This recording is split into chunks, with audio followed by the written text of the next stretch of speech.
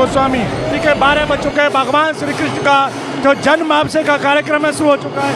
आप देख रहे हैं इस वक्त यहाँ काशी से खास एक कीर्तन मंडली आई है। बड़े सुंदर डमरू और वाद्य यंत्रों से भगवान की आरती की जा रही है। यह जन्म आरती का दर्शन है और पुष्पों की वर्षा की जा रही है।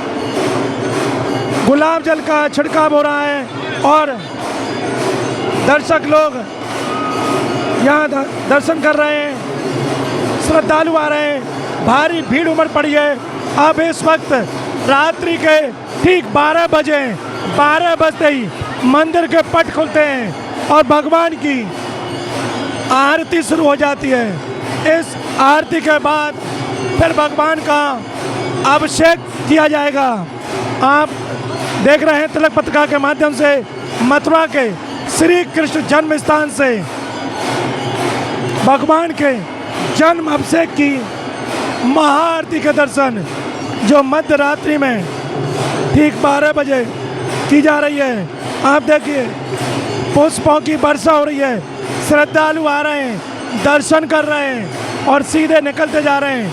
ये दृश्य आप भगवान श्री कृष्ण की जन्मस्थली मथुरा से कर रहे हैं।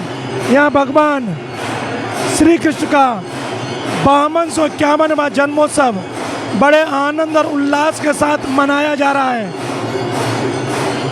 ये दृश्य सिर्फ और सिर्फ मथुरा में ही देखने को मिल सकता है और आप भगवान के दिव्य जन्म महोत्सव के दर्शन कर रहे हैं।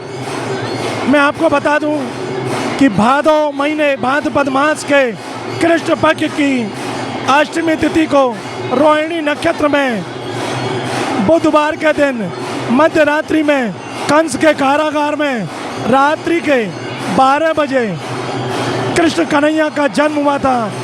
तो आज ठीक 5250 वर्ष बाद ये शुभ घड़ी फिर आई है और यहाँ इसी तरह भगवान के इस मंगलमय मनोहारी स्वरूप के दर्शन हो रहे हैं। और आज दिव्य पोशाक भगवान ने धारण की हुई है, सोने की बंसी है। ऐसे अद्भुत दर्शन आप तिलक पत्रिका के माध्यम से सीधा मथुरा के श्री कृष्ण जन्मभूमि से कर रहे हैं। और ये जो वाद्य यंत्र बज रहे हैं ये खास तौर पर काशी बनारस से बुलाया गया है। इनके बड़े बड़े झांझ, करताल, डमरू, वाद्य यंत्र बजाए जा रहे हैं और भगवान की आरती के दर्शन हो रहे हैं। आरती संपन्न होने के बाद फिर जन्म अभिषेक की जो अपनी परंपरा है वो की जाएगी। ये देखिए पूरा मंदिर गुंजायमान हो गया है। डमरू, झांझ, करताल, ये वाद्य यंत्र, ढोलक नगाड़े की धूम और भगवान कृष्ण का जन्मोत्सव कैसा रस बरस रहा है। पुष्पों के, गुलाब के पुष्पों की वर्षा हो रही है। इस तरह से ये आनंद आप देख रहे हैं, ये आनंद उमड़ रहा है। श्री कृष्ण जन्म स्थान से आप तिलक पत्रिका के माध्यम से ये दृश्य देख रहे हैं। बड़ा ही सुंदर भावपूर्ण दृश्य। यहाँ गुलाब के फूलों की ऊपर से वर्षा की जा रही है और ये श्री कृष्ण जन्म स्थान द्वारा इतना भव्य आयोजन किया गया है। पूरे मथुरा शहर को दुल्हन की तरह से सजाया गया है और आज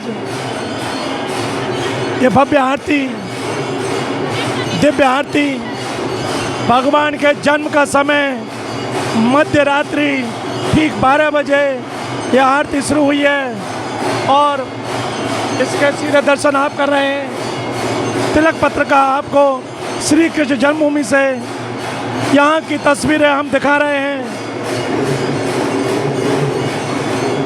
बड़े ही उल्लास के साथ ये श्री कृष्ण जन्मभूमि से भगवान के जन्मोत्सव के दर्शन आप कर रहे हैं।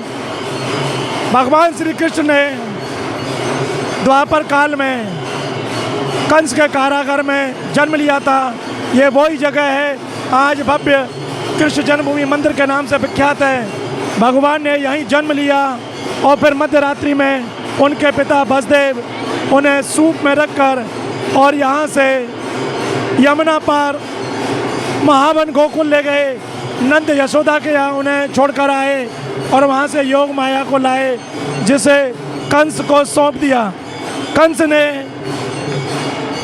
देवकी की 8वीं संतान समझ, अपना काल समझ उस कन्या को मारने का प्रयास किया, लेकिन वो उसके हाथ से छूटकर आकाश में चली गई।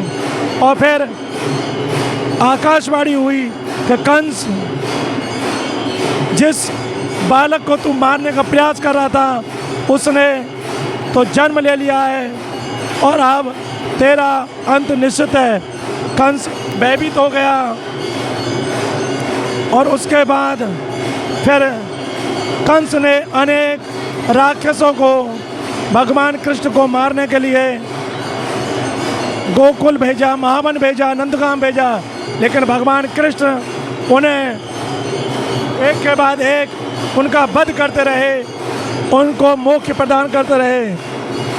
अंत में कंस के जब सारे राक्षस मारे गए, कोई उसका बलशाली दैत्य नहीं बचा, तो उसने अक्रूर जी को भगवान के दर्शन के लिए उन्हें मथुरा में एक मल्ल युद्ध का आयोजन किया। उसके दर्शन के लिए बुलाने के लिए अक्रूर जी को भेजा। अक्रूर रिश्ते में कंस के कृष्ण बलराम के चाचा लगते थे, तो वो रथ लेकर नंदगाम गए और वहाँ से कृष्ण बलराम को मथुरा लेकर आए। यहाँ आते ही उन्होंने सबसे पहले कुवलिया पीढ़ी हाथी का वध किया, फिर रंगशाला में चांडूर मुष्टुक कंस के बड़े नामी पहलवानों का वध किया और उसके बाद अंत में कृष्ण बलराम ने एक छलांग लगाकर कंस के सिंहासन पर जा पहुँचे और कंस को एक ही झटके में सिंहासन से उतारकर नीचे फेंक दिया और वध कर दिया। इस तरह से आताताई कंस का भगवान श्री कृष्ण ने वध किया। और मैं बता दूं कि ब्रजमंडल में भगवान श्री कृष्ण 11 वर्ष 52 दिन तक रहे। 2 वर्ष 3 दिन भगवान कृष्ण महावन गोकुल में रहे, पूतना आदि राक्षस का वध किया। उसके बाद भगवान श्री कृष्ण ने फिर, और आप देख रहे हैं अब भगवान श्री कृष्ण के विग्रह का अभिषेक के आप दर्शन कर रहे हैं। कामधेनु गाय के थनों से दूध की धार निकल रही है और भगवान श्री कृष्ण का अभिषेक प्रारंभ हो चुका है। ये दिव्य दर्शन हो रहे हैं। आरती के पश्चात आप देखिए जो स्वर्ण रजत जटित कामधेनु गाय आपको सामने दिखाई दे रही है, उसके द्वारा भगवान श्री कृष्ण के विग्रह का अभिषेक हो रहा है। ये पंचामृत अभिषेक है इसी गाय के थनों के द्वारा। तो भगवान श्री कृष्ण को गाय अति प्रिय है, तो यहाँ उसी के माध्यम से भगवान कृष्ण के दिव्य स्वरूप का अभिषेक किया जा रहा है। और आप देखिए पुष्पों की वर्षा हो रही है। वहाँ मंदिर के जो सचिव खड़े हुए गाय कामधेनु गाय के समीप भगवान का अभिषेक किया जा रहा है। और श्री कृष्ण सेवा संस्थान के सचिव कपिल शर्मा द्वारा कामधेनु गाय का अभिषेक किया जा रहा है। और ये इसी दृश्य को देखने के लिए यहाँ भारी भीड़ उमड़ रही है। लाखों लोग दरवाजे पर लाइन में अपनी बारी आने का इंतजार कर रहे हैं। और इस तरह से आप देख रहे हैं तिलक पत्रिका के माध्यम से किस तरह से मथुरा के श्री कृष्ण जन्म संस्थान पर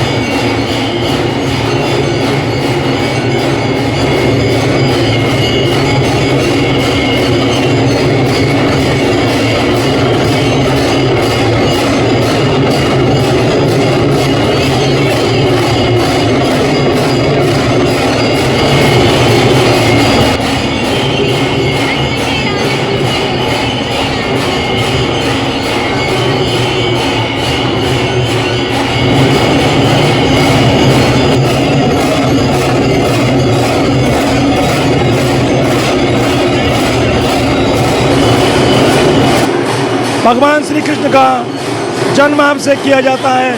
यहाँ कामधेनु गाय के थनों से दुग्ध की धार निकल रही है।